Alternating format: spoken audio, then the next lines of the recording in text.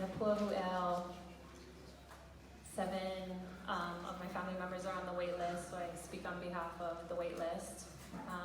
Speaking on agenda number J5 in regards to Blossom Patera, because a large amount of my testimony today relates to things that have occurred under her leadership of Ka'ohana o Kahikinui, the Homestead Association in Kahikinui. I'd like to communicate my ongoing concerns regarding issues in Kahikinui on the island of Maui. There are new concerns about the recent decision by DHHL to deem Ka'ohana o Kahikinui as the organization to determine lease compliance for the Kahikinui Kuleana Homestead program. In summary, the DHHL is putting unrealistic pressures on part-time resident leaseholders by communicating potential that their leases and lots can be revoked if they are not living on the lots in a full-time capacity. The DHHL claims that the Criminal Homestead Association Ka'ohana o Kahikinui would be provided the authority to determine leaseholder compliance of the fabricated full-time residency stipulation. This goes against the original purpose of the Kahikinui Kuleana Homestead Program and the Hawaiian Homes Commission Act, and also goes against the original DCCRs that stated leaseholders could either utilize lots for, quote, full-time residency or weekend retreats. Many of the part-time residents utilize their lots in subsistence capacities for farming and forestry initiatives, access for subsistence resources, as well as spiritual and cultural connectivity. Many of the part-time leaseholders have and continue to contribute substantial sweat equity towards the establishment and upkeep of the Kahikinui community. Many of the part-time leaseholders contribute less impact to the region by not living there full-time. The one-lane road that weaves throughout the homestead is not sufficient to accommodate 40 to 75 full-time residents. The lack of traffic infrastructure alone would cause severe and daily complications.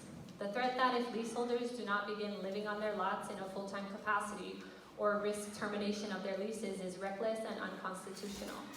The DHHL should retract its attempted bullying of part-time leaseholders who have been severely misrepresented by the Homestead Association that is operating under illegal bylaws and have intentionally excluded many part-time leaseholders from general communications and decision-making regarding their home. Please address my numbered questions below. Ka'ohana o Kahikinui is operating under illegal bylaws that were never ratified by a sufficient quorum. Based on Ka'ohana o Kahikinui board meeting minutes dated June 9, 2019, Ka'ohana o Kahikinui notes under topic, dispute about eligible regular members able to vote. And it says that Ka'ohana o Kahikinui will note the dispute, but disputer must take up the issue with DHHL. At the October 30th, 2019 meeting at Kula Community Center, a Kahikinui leaseholder asked DHHL, who do we work with to address the legality concerns about Ka'ohana o Kahikinui bylaws? To which Tony Eaton notes, we must take these concerns up with Cook itself. Do you see that Cook is pointing to DHHL and DHHL is pointing to Cook? Why are both Cook and DHHL unwilling to address valid leaseholder concerns regarding legality of Ka'ohana o Kahikinui Homestead Association bylaws? If DHHL will not address this issue, it looks like we will have to take this to the DCCA and to the Attorney General. We initially presented our concerns regarding the bylaws issued by formal email to Ka'ohana o Kahikinui in March of 2018. Please consider it has been 611 days and counting that the Cook Board has been avoiding the issue of addressing illegal bylaws and operating with no accountability from fellow leaseholders. The Cook Board attempts to skirt around transparency at every meeting by gaslighting leaseholders that present basic questions. There are numerous emails from Cook Board members that depict threats and name-calling, which lends to a lack of organization integrity. The latest incident, involving a son of a board member, speaks to a series of retaliation, harassment, and threats to myself, and also damage to my personal property, which are thoroughly documented by police reports over the past 20 months, all stemming from the Ka'ohana o Kahikinui board and their extended family members. On July 8, 2019, Angel Kamaka, Secretary of the Cook Board, was logged for criminal property damage to my vehicle. Prosecution is in motion by the County of Maui. On September 23rd, 2019, Jacob Muse and Edward Ramos were logged for harassment and terroristic threatening, restricting movement at Awahi Wind Farm. police report number for that. On October 27, 2019, Benjamin Rodriguez, son or Hanai, son of Khalil Collins, provides threat by email stating that our kupuna has hail for so-called leaders like yourself. On October 30th, 2019, Patrick Day was logged for suspicious activity for putting a pebble in my tire cap, deflating the air from my tire. We have police reports for all of these incidences. The Kua Hawaii organization, which I represent, who has done the 20 months of data recovery and looking into this issue, considers these acts to be criminal, malicious, threatening, reckless, and highly distasteful. This type of conduct conveys a lack of respect for others and lends to deliberate retaliation. Is the DHHL aware of the criminal acts committed and attempted by Ka'ohana o Kahikinui and its affiliated personnel and family members? The DHHL made notice at October 30th, 2019 meeting that COOP will provide compliance determinations for leases in Kahikinui. Does the DHHL actually consider that designation of authority to COOP a responsible one? Is the DHHL Commission aware of procedural due process of law, the process of transparency? Below find excerpts from the original Kahikinui Kuleana Homestead DCCRs. The DCCR introduction states that this program may range from those who wish to have immediate access to a lot to practice full-time subsistence lifestyles to those who wish to have an occasional retreat and gradually work on improvements to their homestead lots. Why is the DHHL claiming that Kahikinui leaseholders are bound to terms of full-time residency when the original DCCRs provided the option of full-time or weekend retreat? Given the one-lane road dynamic within the Kahikinui homestead, does the DHHL and Ka'ohana o Kahikinui consider the traffic logistics of attempting to force full-time residency stipulation for all 75 lots in Kahikinui? Would 75 families coming and going through the Kahikinui homestead be practical in regard to existing infrastructure? A DCCR line item states that, quote, lessees are required to comply with the Homestead Community Association bylaws and other agreements executed between the Homestead Community Association and the department. Lessees shall be provided an opportunity to become voting members of the Homestead Community Association and to participate in the formulation of the Community Association and bylaws and in the formation of other community programs. Does the DHHL realize that the majority of Kahikinui leaseholders have been deliberately omitted from Homestead Community Association communications over the last 12 years? Does the DHHL realize that the majority of Kahikinui leaseholders were outright excluded from notification, consideration, and approval of the Kahikinui project? As stated in an email from Randy Avo on March 7, 2018, Randy wrote that, quote, the concern is that the association representing Kahikinui lessees did not properly consult with all lessees in their support of a feral ungulate removal proposal that has already been brought forth before the Hawaiian Homes Commission. And so he states that there's concern that we were misrepresented and that we were not properly consulted, but that the proposal had already been brought forth the commission. So I don't understand where the beneficiary consultation process happened. Why has the DHHL still not provided thorough resolve of the issue of lessees being left out of consultation processes?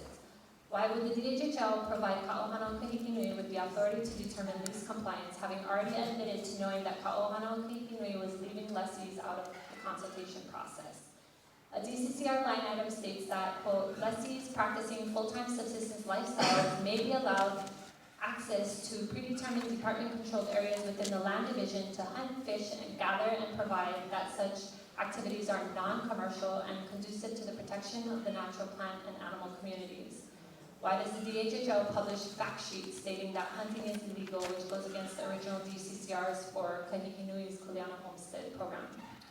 Why did the DHHL and Ka'ohana o Kahikinui approve Kia LLC, a commercial outfitter, to execute land management initiatives in Kahikinui, which goes against the original DCCRs for the Kahikinui Kuleana Homestead?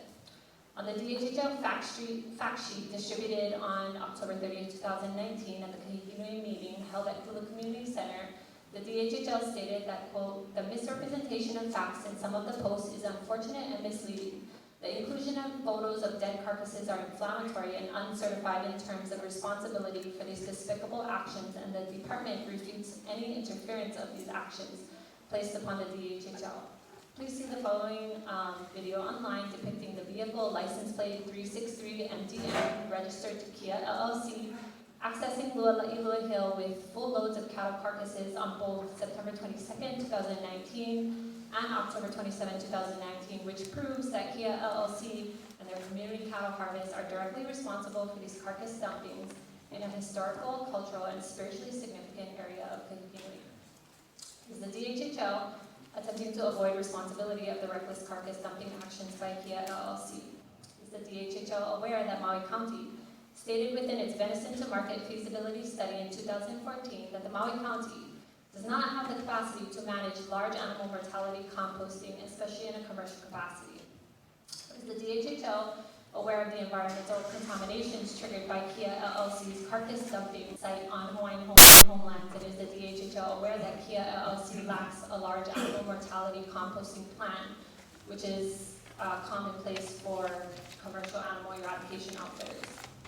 Is the DHHL aware that Lualaʻilua, the Kia LLC carcass dumping site, is a culturally and spiritually significant site and is home to a famous Holua slide and Ulumaika field that were used during the annual Makahiki season, and that there is a large heiau in the vicinity that was used in the study of astronomy in ancient times?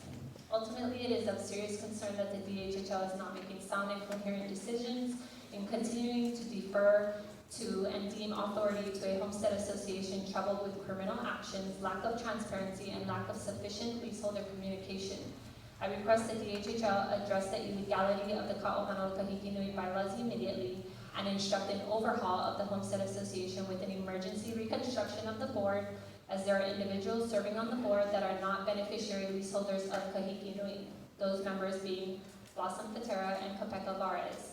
The only reason they are allotted positions to serve on the board is because of the illegality of the Ka'ohano Kahiki Nui bylaws that were never ratified by a full quorum.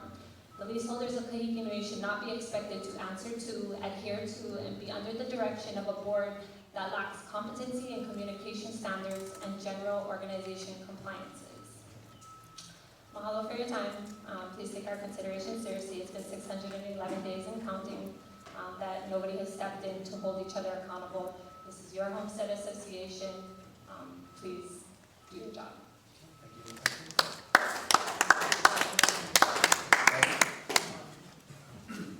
I guess you mentioned on my notes that there was a letter by Commissioner Awo on regarding Kahiki Nui. Is that what I picked up? It was an email, yes. So does the commission are we able to see this letter that went out to the association?